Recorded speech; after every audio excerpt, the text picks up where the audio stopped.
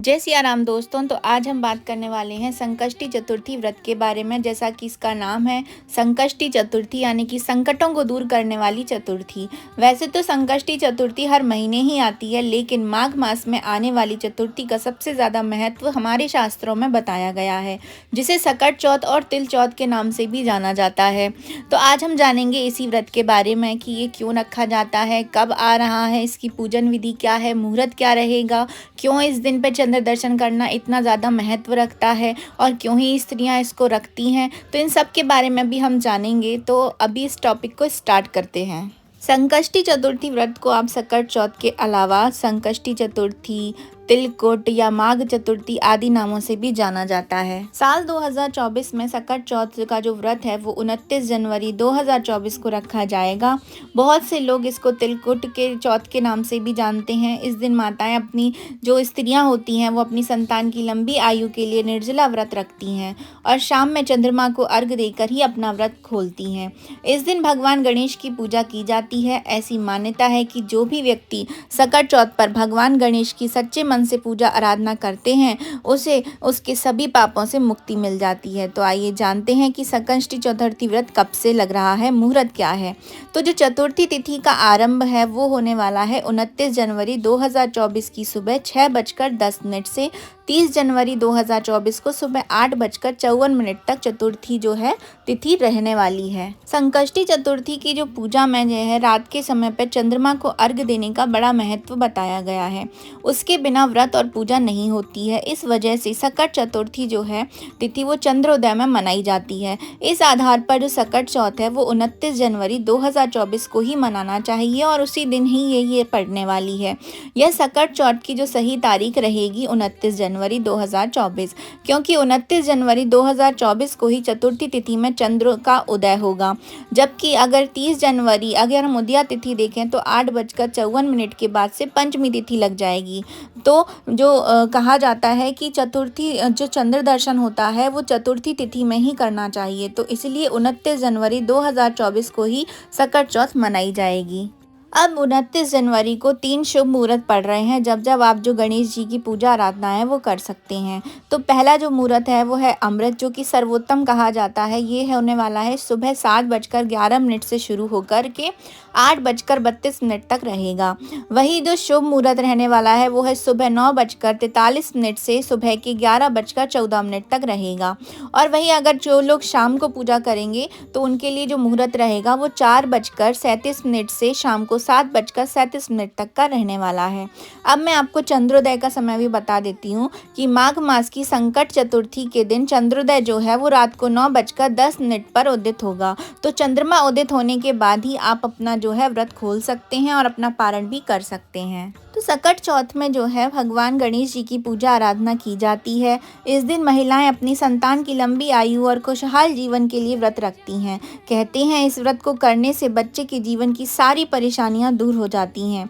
इस दिन भगवान गणेश को तिल, गुड़ और गन्ना का भोग जरूर से चढ़ाना चाहिए। इस दिन गणेश जी के अलावा शिव जी, माँ पार्वती, चंद्रदेव और कार्तिकेय जी की भी पूजा करने का विधान शास्त्रों में बताया गया है। तो चलिए अब मैं आपको बताती हूँ कि आपको संकष्टी चतुर्थी वाले दिन आपको गणेश जी की पूजा किस प्रकार करनी है। तो सकट चौथ के दिन आपको ब्रह्म मुहूर्त में ही स्नान करना है, क्योंकि हम सभी जानते हैं कि ये माघ का महीना चल रहा है और माघ के महीने में स्नान की क्या महत्व है इसके बारे में मैंने अपना वीडियो जो है यूट्यूब चैनल पे अपलोड कर रखा है, तो आप उसको वहाँ से देख सकते हैं। तो सकट चौथ के दिन आपको ब्रह्म मुहूर्त में स्नान करके स्वच्छ वस्त्र धारण करने हैं। अगर हो सके तो आप लाल वस्त्र पहने। इसके बाद भगवान गणेश की प्रतिमा को चौकी पर स्थापित करें।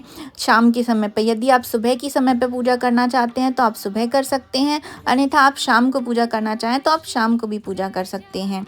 इसके बाद तो गणेश जी की प्रतिमा को आपने जब चौकी पर स्थापित कर देना है तो उस पर लाल कपड़े के ऊपर ही स्थापित करना है गणेश जी को। गणेश जी के साथ जो है आप माता पार्वती की मूर्ति रखिए। उनको सकट माता के नाम से भी जाना जाता है। गणेश जी और माता पार्वती को आप हल्दी, रोली और अक्षत लगाएं, फिर पुष्प, दूर्वा और मोदक आदि भी अर्पित करें। अगर आप चाहें तो भगवान गणेश का और माता पार्वती का जो है पंचामृत से आप स्नान करा सकते हैं। भगवान गणेश को जो है आप गुड़ और पानी को मिला के जो रस बनता है उससे भी स्नान करा सकते हैं। वो बहुत ही ज़्यादा लाभदायक होता है। और उस दिन गणेश जी पे आपको तिल ज़रूर से अर्पित करने हैं। और अगर हो सके तो दूर्वा की माला गणेश जी को चढ़ाइए। अगर माला नहीं आप चढ़ा पाते हैं तो आप 11 या 21 माला जो दूर्वा के गांठें होती हैं वो आप ओम गंग गणपते नमः मंत्र का जाप करते हुए गणेश भगवान को अर्पित कर दीजिए। और भगवान को तिल के लड्डुओं का भोग ज़रूर से लगाइए। संकट चौथ में तिल का विशेष महत्व बताया गया है, जैसे कि मैंने आपको पहले बताया ही है। इसलिए भगवान को आपको तिल के लड्डुओं का भोग ज़रूर से लगाना चाहिए। ओम गंग गणपते नमः मंत्र का आप निरंतर जाप करते रहें। अगर हो सके तो आप एक माला जाप ज़रूर करें। संकट चौथ व्रत की कथा सुने और आरती करें। और रात्रि में जब चंद्रमा आपका उदित हो जाए तो चंद्रदेव को अर्घ्य देकर संकट चौथ व्रत आप अपना संपन्न कर सकते हैं। संकष्टी चतुर्थी के दिन जो है चंद्रमा की पूजा का क्या विधान है, कैसे करना चाहिए, उस पर भी मैं आपको आगे बताऊंगी, तो आप वीडियो को अंत तक ज़रूर देखिए। पूजा विधि जानने के बाद अब मैं आपको बताती हूँ कि संकष्टी चतुर्थी के व्रत को करने के कुछ नियम होते हैं, वो क्या क्या हैं, आइए जानते हैं। संकट चौथ के दिन दौरान जो है महिलाओं को निर्जला व्रत ही रखना चाहिए। यदि आप निर्जला व्रत नहीं रख सकती हैं तो आप दिन में फलाहार कर लीजिए। अगर हो सके तो निर्जला का व्रत ही आप रखिए। चंद्रोदय से पहले भगवान गणेश की विधि विधान से पूजा कर लेना है। चांद निकलने के बाद आपको चंद्रमा को अर्घ्य दे करके ही व्रत का पारण करना चाहिए। उससे पहले आपको व्रत का पारण नहीं करना है। इस दिन भक्तों को काले रंग के कपड़े बिल्कुल भी नहीं पहनना चाहिए। ध्यान रहे कि चंद्रमा को अर्घ्य देते समय जो जल के छींटे हैं वो आपके पैरों में नहीं जाना चाहिए। मान्यताओं के अनुसार माघ मास की जो चतुर्थी होती है उस दिन पे भगवान गणेश ने अपने माता पिता की परिक्रमा कर अपनी तीव्र बुद्धि ज्ञान का परिचय दिया था। इस व्रत को करने से संतान को अच्छा स्वास्थ्य, बुद्धि, समृद्धि में वृद्धि होती है, उसकी बुद्धि कुशाग्र बनती है। साथ ही साथ इस दिन तिल का स्नान, दान और उसका सेवन और पूजा में विशेष इस्तेमाल किया जाता है। पद्म पुराण में तो यहाँ तक भी कहा गया है कि जो भी व्यक्ति चतुर्थी के दिन बिना अन्न और जल के व्रत रखकर गणेश जी की पूजा आराधना करते हैं विधि विधान के साथ, विघ्नहर्ता श्री गणेश जी उनके सभी संकटों को हर लेते हैं। तो आइए अब मैं आपको बताती हूँ कि चंद्र दर्शन का क्या महत्व है। इस दिन पे हुआ क्या था कि भाद्रपद मास की जो चतुर्थी तिथि थी उस दिन भगवान गणेश ने चंद्रदेव को श्राप दिया हुआ था कि जो भी इनके दर्शन करेगा चतुर्थी के दिन उसको कलंक लगेगा। लेकिन जब चंद्रदेव ने महादेव की आराधना करी तो भगवान श्री गणेश ने उनको क्षमा याचना दी और उनको कहा कि भाद्रपद मास की चतुर्थी तिथि के अलावा सारी चतुर्थियों के दिन भगवान जो चंद्रदेव हैं उनके दर्शन करना बहुत ही ज़्यादा सौभाग्यशाली माना जाएगा। और ऐसा भी कहा जाता है कि जो माघ मास की चतुर्थी आती है उस दिन जो भगवान गणेश होते हैं वो चंद्रदेव पर ही आरूढ़ रहते हैं। इसीलिए जब आप चंद्रदेव को अर्घ्य देते हैं पूजा करने के बाद तो आपके घर में सुख, समृद्धि, शांति का वास होता है। अब मैं आपको बताती हूँ कि आपको चंद्रदेव की पूजा आराधना कैसे करनी है। गणेश पूजन करने के बाद जब आपको जैसे चंद्रोदय का जो समय है आप उस समय पे जो है अपनी छत पे या बालकनी पे पहुँच जाएं। उसके बाद आपको एक पात्र रख लेना है ज़मीन पर और चंद्रमा को अर्घ्य देने के लिए लोटे में जल के साथ दूध की कुछ बूंदें आपको मिक्स कर लेना है। अगर वो लोटा हो सके तो आप चांदी का लीजिए। अगर चांदी का लोटा आपके पास नहीं है तो आप जो है स्टील का लोटा भी ले सकते हैं, ठीक है। इसके बाद आपको चंद्रदेव को अर्घ्य देना है 3 बार और उनकी परिक्रमा करनी है। इससे ऐसा भी कहा जाता है कि जो चंद्र ग्रह आपकी कुंडली में होता है वो भी मजबूत होता है।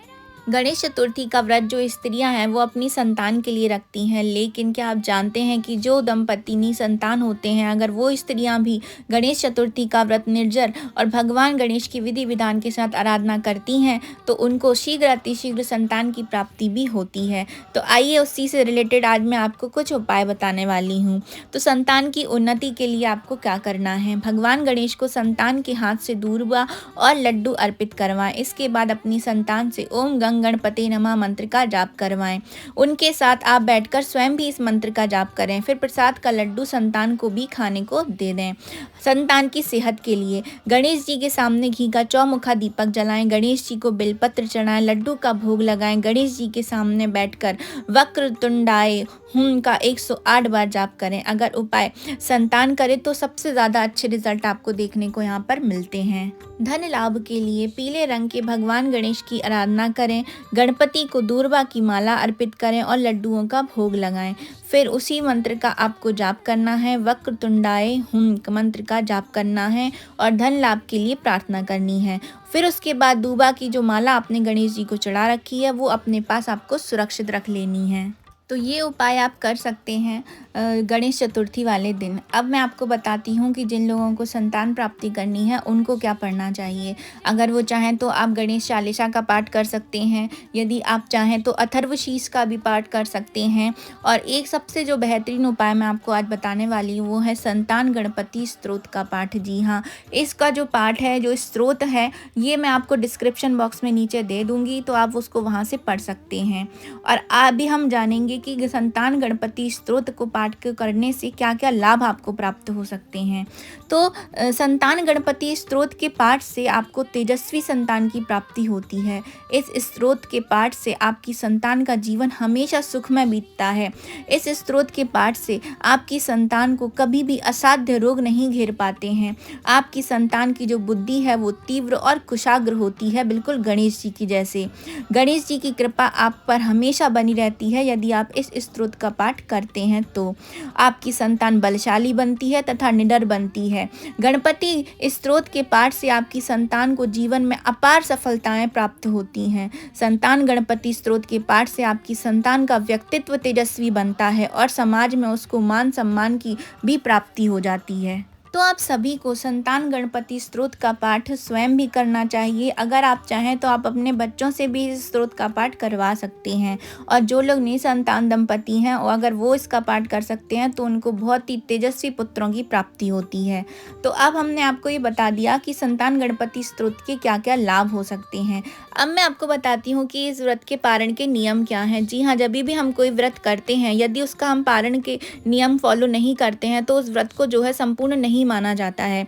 तो हम सभी जानते हैं कि ये जो व्रत है वो दिन भर निर्जल रहना पड़ता है और चंद्रोदय के बाद ही आपको पारण करना होता है। तो सकट चौथ का व्रत शकरकंदी खाकर ही खोला जाता है। वहीं कुछ लोग भगवान के प्रसाद को भी ग्रहण करके अपना व्रत खोलते हैं। इस बात का विशेष ध्यान रखें कि कभी भी नमक वाली चीजें खाकर आप व्रत का पारण ना करें। सकट चौथ के व्रत का पारण करने के बाद भी केवल सात्विक भोजन या आपको फलाहार ही ग्रहण करना चाहिए और तामसिक भोजन से हमेशा परहेज करना चाहिए, यानी कि प्याज लहसुन वाले खाने से। तभी सकट चौथ का व्रत जो है सफल होता है और आपकी सभी मनोकामनाएं पूरी होती हैं। अब ये सवाल आता है कि सकट चौथ पर जो है चंद्र दर्शन बहुत ही ज़्यादा महत्वपूर्ण हो जाते हैं। तो यदि चंद्र दर्शन ना हो तो हमें क्या करना है। सकट चौथ में व्रत खोलने के लिए चंद्रमा दर्शन और पूजन को बहुत ही ज़रूरी माना गया है। लेकिन कई बार आसमान में बादल छाए रहते हैं या फिर धुंध के कारण चंद्रदेव के दर्शन नहीं हो पाते हैं। तो ऐसी स्थिति में आपको क्या करना चाहिए ये बताती हूँ मैं। यदि आपको चंद्रदेव का दर्शन नहीं हो रहा है तो आप चौकी पर लाल कपड़ा बिछाकर अक्षत से चंद्रदेव की आकृति बनाएं और इसके दर्शन पूजन करके इसके बाद आप अपना व्रत खोल सकते हैं। दूसरा उपाय, या आप भगवान शिव के माथे पर जो चंद्रदेव विराजमान होते हैं उनके भी दर्शन करके आप पारण अपना कर सकती हैं। तीसरी बात, यदि दूसरे शहर में चंद्र दर्शन हो रहा है तो आप वहाँ की तस्वीर मंगा लीजिए और उनका दर्शन करके भी आप अपना व्रत खोल सकते हैं।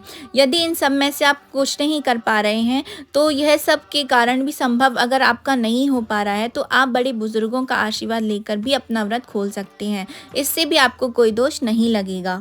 तो ये थी मेरी छोटी सी जानकारी गणेश चतुर्थी व्रत के बारे में। तो आप सबको ये कैसे लगी कमेंट बॉक्स में ज़रूर से बताएं। तो मिलेंगे नेक्स्ट वीडियो के साथ। अभी मैं आपसे लेती हूँ विदा। जय सिया राम।